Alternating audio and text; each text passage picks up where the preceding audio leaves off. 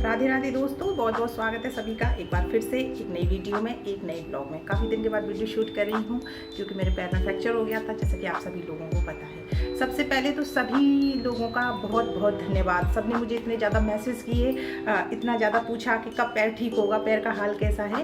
तो अभी plaster cut गया, मेरा पैर बिल्कुल ठीक है। तो आप सभी लोगों ने मेरी जो इतनी चिंता की, उसके लिए आप सभी का बहुत बहुत आभार। आज इस वीडियो में मैं आपके साथ वट सावित्री या वट अमावस्या के व्रत की पूजा विधि, व्रत का शुभ मुहूर्त, व्रत कैसे किया जाएगा, व्रत को कौन कर सकता है, कौन नहीं कर सकता है, क्या करना चाहिए, वो सभी बातें शेयर करूंगी। इससे पहले सोमवती अमावस्या के व्रत और मुहूर्त का जो वीडियो था वो आप सभी ने बहुत ज़्यादा पसंद किया था, तो मैंने सोचा कि आपके साथ वट सावित्री या वट अमावस्या के व्रत का वीडियो भी शेयर करती हूँ।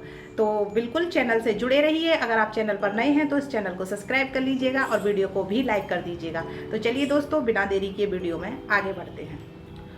तो वट सावित्री का जो व्रत है, वट अमावस्या का जो व्रत है, वह हर साल ज्येष्ठ माह यानी कि जेठ का जो महीना आता है दोस्तों, उस दिन अमावस्या को किया जाता है। जेठ के महीने में जो कृष्ण पक्ष की अमावस्या तिथि आती है, उस दिन इस व्रत को किया जाता है। ये जो व्रत है ये करवा चौथ की तरह होता है और इस दिन सुहागन स्त्रियां अपने पति की लंबी आयु के लिए, उनके जीवन में सौभाग्य और समृद्धि के लिए इस व्रत को करती हैं। इसके अलावा ये जो व्रत होता है दोस्तों, ये पति के प्रति प्रेम और समर्पण का भी प्रतीक माना जाता है। तो इस साल जो वट अमावस्या का व्रत है यानी कि 2023 में ये 19 मई को रखा जाएगा और दिन रहेगा शुक्रवार। क्लियर हो गया?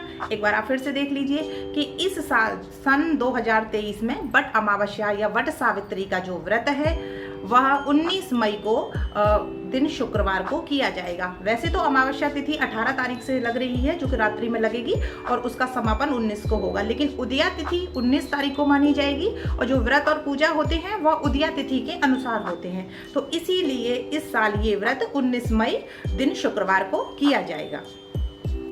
व्रत को कौन कौन कर सकते हैं, एक ही प्रश्न आता है। तो देखिए, इस व्रत को सिर्फ और सिर्फ सुहागन महिलाएं ही करती हैं, जो कि सौभाग्यशाली महिलाएं मानी जाती हैं, वही इस व्रत को करती हैं। इसके अलावा जैसे कि आपकी शादी तय हो गई है तो भी आप इस व्रत को नहीं कर सकती हैं। सिर्फ वट सावित्री के व्रत को वही महिलाएं या वही स्त्रियां कर सकती हैं जिनके कि 7 फेरे पूरे हो चुके हैं। तो अगर आपकी शादी तय हो गई है और आप करना चाहती हैं तो इस साल आपको इंतज़ार करना होगा, आप अगली साल कर सकती हैं। शादी से पहले इस व्रत को ना कीजिए। दूसरी बात, अगर आपके यहाँ ये व्रत होता है तो आप बिल्कुल इस व्रत को कीजिए, लेकिन अगर आपके यहाँ ये व्रत नहीं होता, नहीं होने के 2 कारण होते हैं दोस्तों। एक तो होता है कि जैसे हमारे यहाँ सचता नहीं है, और दूसरा होता है कि हम जानते नहीं हैं। अगर आप जानते नहीं हैं और करना चाहते हैं तो बिल्कुल आप माता पार्वती से आज्ञा लेकर के, भगवान के सामने हाथ जोड़कर आज्ञा लेकर के, अपने घर के जो बड़े बूढ़े हैं उनसे आज्ञा लेकर के इस व्रत को शुरू कर सकते हैं। पूजा पाठ को नहीं करना या नहीं किया जाता, ऐसा नहीं माना जाता है। सभी व्रत और सभी पूजाएं की जा सकती हैं। लेकिन अगर आपके यहाँ सजता नहीं है, सजते का मतलब होता है कि आपके यहाँ कोई दुख हो गया था या खोटा हो गया था, जिसे हमारी तरफ खोटा कहा जाता है, तो फिर आप इस व्रत को ना कीजिए। लेकिन अगर आप जानती नहीं हैं और करना चाहती हैं तो बिल्कुल आप इस व्रत को शुरू कर सकते हैं। व्रत में एक प्रश्न आता है कि अगर हमको इस दिन मासिक धर्म आ जाता है या पीरियड्स आ जाते हैं तो हम क्या करें। तो देखिए, अगर आपको मासिक धर्म आया है आज के दिन तो आप व्रत रख सकती हैं, क्योंकि साल में एक ही बार इस व्रत को किया जाता है। लेकिन आप व्रत से, पूजा से जुड़ी किसी भी चीज़ को ना छुएं, क्योंकि हमारे शास्त्रों में इसे अशुभ माना जाता है, अशुद्ध माना जाता है। लेकिन आप सुबह स्नान कर लीजिए, साफ स्वच्छ कपड़े पहन लीजिए, पति से अपनी मांग भरवा लीजिए और इससे पति पत्नी के जीवन में मजबूती आती है। पति पत्नी का जो दाम्पत्य जीवन होता है दोस्तों, उसमें प्रेम आता है।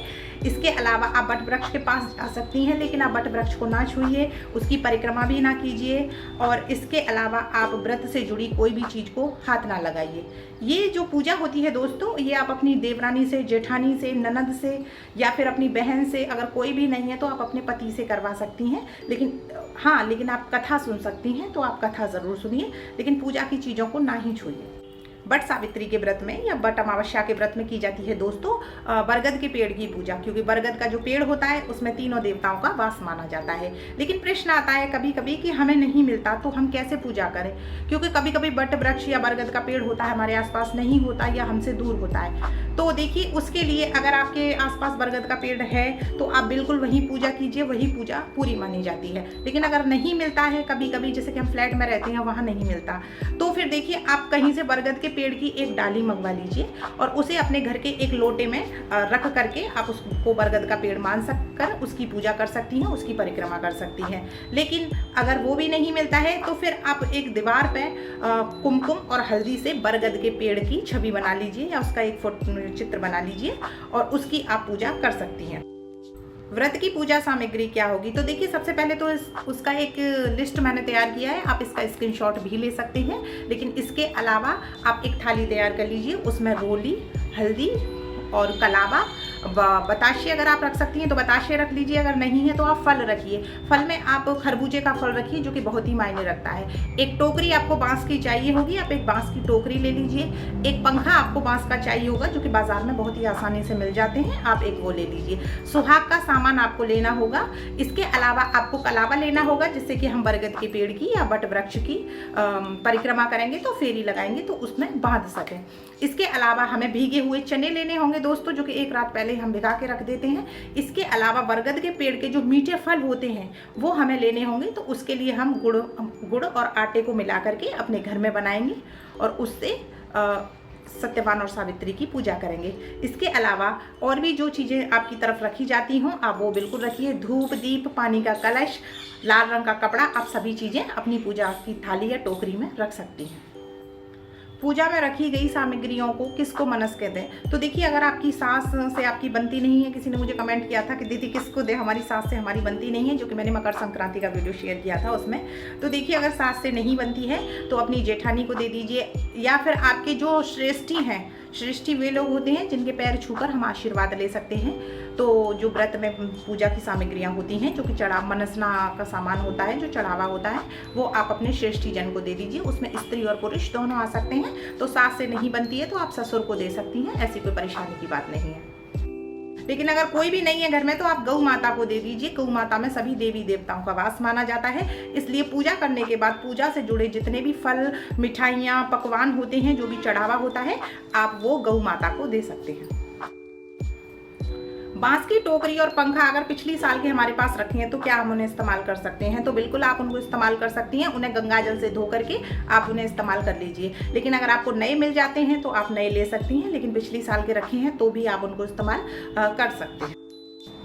इस व्रत की पूजा विधि क्या है, व्रत की कहानी क्या है, ये सब मैं आपको अगली वीडियो में शेयर करूंगी। इसके लिए चैनल से जुड़े रहिएगा और वीडियो को लाइक कर दीजिएगा। चैनल पर पहली बार नए आए हैं तो इसे सब्सक्राइब कर दीजिएगा। मिलेंगे एक अगली वीडियो में, तब तक के लिए राधे राधे।